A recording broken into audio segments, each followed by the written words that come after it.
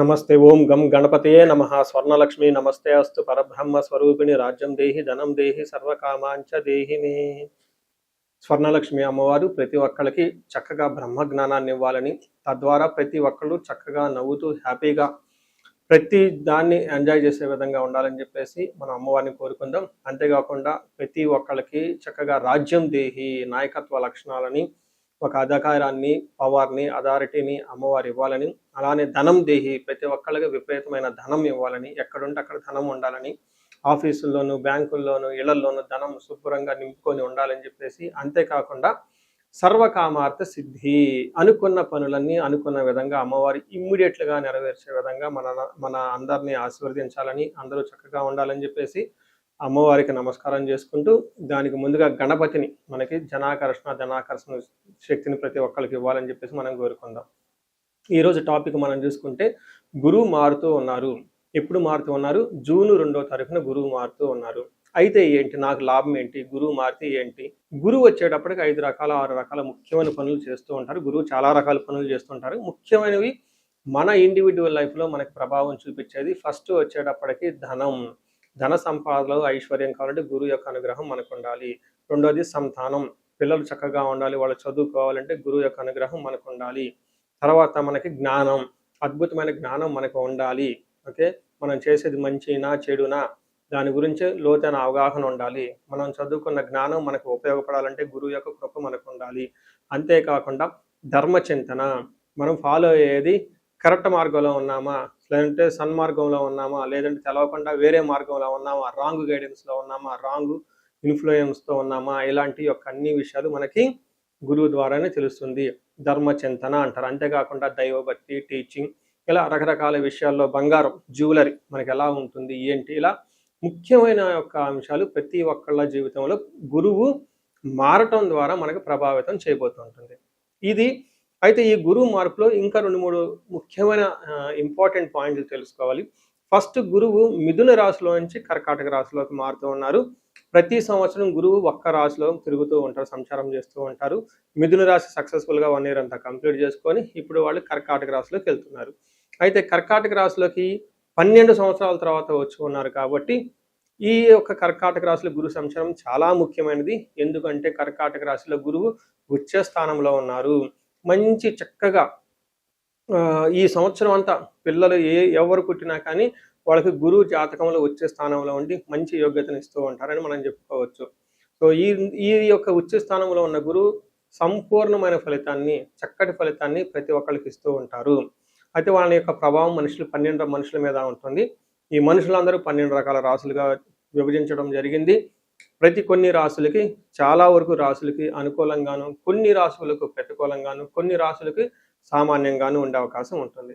ఇప్పుడు మనం గురువు ప్రతి ఒక్కళ్ళ రాశులకి మేష నుంచి మీన వరకు ఎలాంటి ఫలితాన్ని ఇస్తూ ఉంటారు, ఆ ఫలితాలను మనం ఎలా ఎంజాయ్ చేయొచ్చు, ఇన్ కేసు ఫలితాలు కనుక సరిగ్గా వాళ్ళకి అనుభవంలోకి రాకపోతే ఏం చేయాలి, అలానే కొన్ని రాశులకి ఖచ్చితంగా ప్రతికూలమైన పరిస్థితులు ఉన్నాయి, ఎలాంటి ప్రతికూలమైన పరిస్థితులు ఉన్నాయి, వాటిని తప్పించుకోవడానికి మనం ఎలాంటి పరిహారాలు చేసుకోవాలి అనేది కూడాను 12 రాశుల వైజ్గా ఆ రాశికి ఎలాంటి ప్రభావం ఉంటుంది, దానికి మనం ఎలాంటి పరిహారాలు చేస్తే చక్కగా ఉంటామో కూడా మనం ఈ వీడియోలో మనం చక్కగా తెలుసుకుందాం. మనం వృషభ రాశి చూద్దాం. వృషభ రాశి యొక్క విశిష్టత చాలా ఇంపార్టెంట్ అండి. ఎందుకంటే 2025లో వృషభ రాశి వాళ్ళు మాకు తిరుగులేదు అన్నట్లు వాళ్ళు పట్టుకుంది బంగారం అన్నట్టు నడిచింది.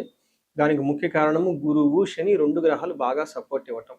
అయితే ఇప్పుడు గురువు మిథున రాశిలో నుంచి కర్కాటక రాశిలోకి వెళ్ళటం, 2వ స్థానంలోంచి 3వ స్థానానికి గురువు ప్రవేశించడంతో గురువు యొక్క అనుకూలత మీకు చాలా తగ్గుతుంది అని గమనించుకోవాలి. అంటే ఇప్పటిదాకా సపోర్ట్ ఇచ్చిన గురువు మీకు అంత సపోర్ట్ ఇవ్వదు. కొన్ని విషయాల్లో ఇబ్బందులు పడే అవకాశం ఎక్కువగా ఉంటుంది. కొంచెం జాగ్రత్తగా ఉండవలసిన టైం. అలా అని భయపడని అవసరం ఏం లేదు. మనకి ఫస్ట్ సంస్కృతంలో మన మహర్షులు ఏం చెప్పారు, ఆ శ్లోకం ఏంటి, దాని మీనింగ్ ఏంటి, రియల్ టైంలో దాని యొక్క ఇంప్లికేషన్స్ ఎలా ఉంటాయో మనం చూద్దాం. ఫస్ట్, ఈ గురువు మారటం వల్ల అతిక్లేశం, బంధువైరం, దారిద్ర్యం, దేహ పీడనం, ఉద్యోగ భంగం, కలహం, తృతీయ స్థానకే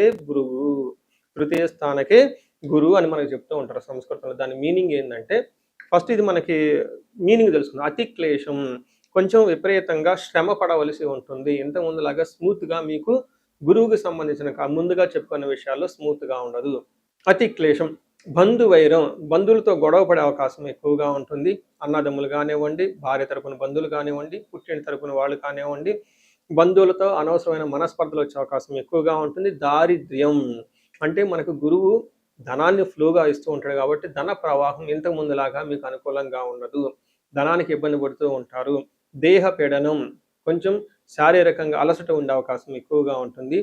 ముఖ్యంగా బాగా గమనించుకోవాల్సింది ఏంటంటేనండి ఉద్యోగ భంగం. అంటే బంధువులతో గొడవలున్నా పర్లేదండి. ఓకే. ధనానికి ఇబ్బంది పడుతున్నా పర్లేదు. హెల్త్ ఏదో ఒక విధంగా జిమ్, ఫిట్‌నెస్ అన్నీ చేసుకుంటాం. ధనం ఇది ఇక్కడ చాలా ఇంపార్టెంట్. ఎందుకంటే మనం ఉద్యోగం అవన్నీ చక్కగా చేస్తూ ఉంటాం కాబట్టి ధనం రావాలన్నా ఉద్యోగం ఉండాలి. అందుకని ఎప్పుడైతే మనకు ఉద్యోగం బాగుంటుందో అందులో ధనం వస్తుంది. ధనం ద్వారా మనకు అన్నీ తెచ్చుకునే అవకాశం ఉంటుంది. అయితే ఇక్కడ మీకు ఉద్యోగంలో భంగం అంటే ఉద్యోగం పోతుందని కాదండి. ఉద్యోగంలో సమ్ డిస్టర్బెన్స్ ఉంటుందని గమనించుకోవాలి. ఏ విధంగా చికాకులు ఉండొచ్చు, తగువులు ఉండొచ్చు. తర్వాత మీకు మీ బాస్‌కి సరైన అవగాహన ఉండకపోవచ్చు. తర్వాత గురుబలం లేకపోవడంతో మీ యొక్క అడ్మినిస్ట్రేషన్, మేనేజ్మెంట్ స్కిల్స్ మీకు సరైన తగినంత విధంగా ఉండదు. అంతేకాకుండా మీకున్న జ్ఞానం అప్రాపరియేట్‌గా మీకు సరిగ్గా అప్లై చేయలేదు మీ జాబ్‌లో. పర్టిక్యులర్‌గా సాఫ్ట్‌వేర్ కానివ్వండి, టీచింగ్ ఫీల్డ్‌లో ఉన్న వాళ్ళకి వాళ్ళ యొక్క జ్ఞానాన్ని మేనేజ్మెంట్ పొజిషన్‌లో ఉన్నవాళ్ళు, నాయకత్వ లక్షణాలు కలిగి ఉన్న వాళ్ళకి మీ యొక్క అప్రాపరియేట్ డెసిషన్స్ వీక్‌గా తీసుకోవడంతోటి ఇబ్బందులు పడే అవకాశం ఉంటుందని గమనించుకోవాలి. అయితే గురువు కొన్ని విషయాల్లో మీకు చాలా మంచి కూడా చేస్తున్నారు. అవి ఒకటి పెళ్లి కాని వాళ్ళకి పెళ్ళయ్యే అవకాశం ఉంటుంది. తీర్థయాత్రలు ఎక్కువగా తిరిగే అవకాశం ఎక్కువగా ఉంటుంది. మనీ ఫ్లో అంటే ఏదైనా గనక పని చేస్తే దానికి రావాల్సిన ప్రతిఫలం మీకు చక్కగా వచ్చే అవకాశం ఉంటుంది. ఎంతైతే ఎక్స్‌పెక్ట్ చేసుకుంటారో అంత ఫలితం వచ్చే అవకాశం ఉంటుంది. మనకేం చెప్తారంటే పురాణంలో ఒక స్టోరీ ఉంటుంది. దుర్యోధనుడు 3వ స్థానంలో తన జన్మరాశి నుంచి 3వ స్థానంలో గురువు ప్రవేశించిన టైంలోనే తన రాజ్యాన్ని కోల్పోయారు. తను అప్పటిదాకా సూపర్, నేనే సూపర్ అనుకొని రాజ్యాన్ని పరిపాలన చేసిన వ్యక్తి రాజ్యాన్ని కోల్పోవలసి వచ్చింది. ఇది మనకు ఒక అవగాహన గురించి చెప్తూ ఉంటారు. ఈ పురాణంలో ఉన్న ఒక కథ. అయితే మనందరికి అలా జరుగుతుందని కాదండి. మీ యొక్క ఇండివిడ్యువల్ జాతకంలో కూడా జాతకాన్ని చూసుకోవాల్సి ఉంటుంది. మీకు దశలు, భుక్తులు కరెక్ట్‌గా ఉంటే ఈ ప్రభావం అంత ఎక్కువగా ఉండదు. ఇన్ కేస్ మీ ఇండివిడ్యువల్ జాతకంలో దశ, భుక్తులు లేదంటే వేరే ఏమైనా గ్రహ దోషాలు ఉంటే ఈ టైంలో మీరు ఇబ్బందులు ఎక్కువ పడుతుంటారని గమనించుకోవాలి.